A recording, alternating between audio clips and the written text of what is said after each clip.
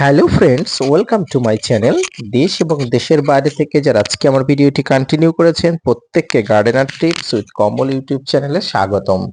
তো ফ্রেন্ডস, আজকের ভিডিও থেকে আপনারা জানতে পারবেন আমের মুকুল থেকে গুটি ঝরা কি করে বন্ধ করবেন, অর্থাৎ আমের মুকুল থেকে গুটির যত্ন পরিচর্যা সম্পর্কিত আজকের ভিডিওটি আপনার কাছে অত্যাধিক গুরুত্বপূর্ণ হতে যাচ্ছে।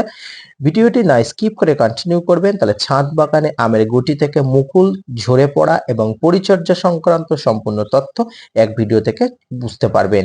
তো আপনারা দেখছেন আপনাদের প্রিয় YouTube channel gardener tips with Kamal. তো ফ্রেন্ডস, আমের ফ্রুট সেটিং এর পরে যে সমস্ত সমস্যা দেখা যায় সেগুলি হলো আম ফেটে যাওয়া, আমের গায়ে কালো দাগ হয়ে যাওয়া। আমের গুটি ধরলে সব থেকে বড় শত্রু হলো হপার পোকা।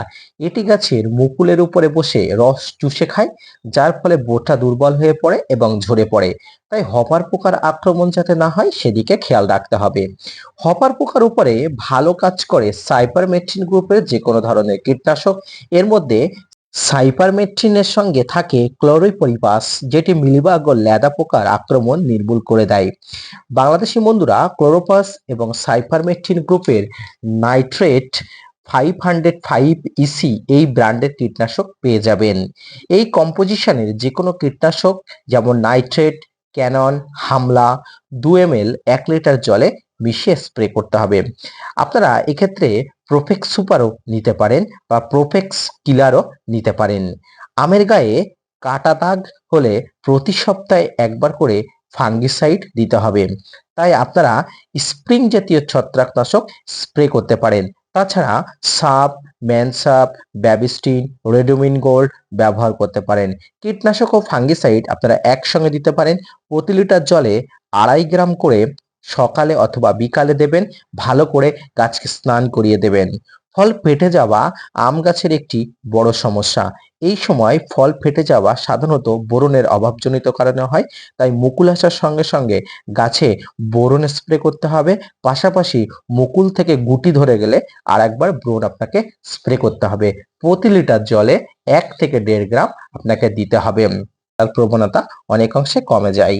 বাংলাদেশি বন্ধুরা এটি না পেতে পারেন, তাই সেক্ষেত্রে আপনারা সুপারফিক্স নামে এই একই গ্রুপের একটি প্রোডাক্ট পেয়ে যেতে পারেন।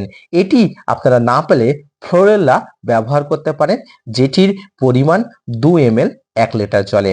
আমের গুটি এবং জল স্প্রে করলে খুব গুটি ঝরা বন্ধ হয়ে যায়, অর্থাৎ আমের যখন গুটি আসবে আপনারা যদি জল স্প্রে করেন গুটি ঝরা বন্ধ হয়ে যাবে। তাই সকাল এবং বিকালে নিয়মিত জল স্প্রে করবেন, অত্যন্ত ভালো কাজ হবে।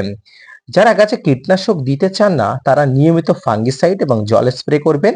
এবং আর একটা জিনিস আপনাকে অবশ্যই নজর রাখতে হবে, যদি আপনার টবের গাছে গাছ হয় তাহলে অবশ্যই আপনার গাছের গোড়া যেন সবসময় ভিজে থাকে, অর্থাৎ মুকুল আসার পরে গাছের গোড়াটা সবসময় ভিজে থাকাটা অত্যন্ত জরুরি।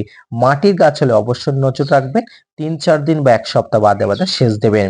আম গাছের মুকুল আসার পর থেকে গুটি ধরা পর্যন্ত এই পরিচর্যা সম্পর্কিত সম্পূর্ণ তথ্য যদি ভালো লেগে থাকে অবশ্যই gardener tips with Kamal YouTube চ্যানেলকে সাবস্ক্রাইব করবেন।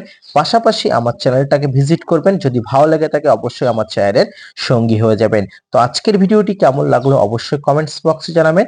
আম গাছের পরিচর্যা সম্পর্কিত আজকের ভিডিওটি হয়তো আপনার কাছে অনেক ভালো লাগবে, পাশাপাশি আপনার এক শেয়ারে হয়তো অনেকের অনেক উপকারে হবে, তাই ভিডিওটি শেয়ার করতে ভুলবেন না।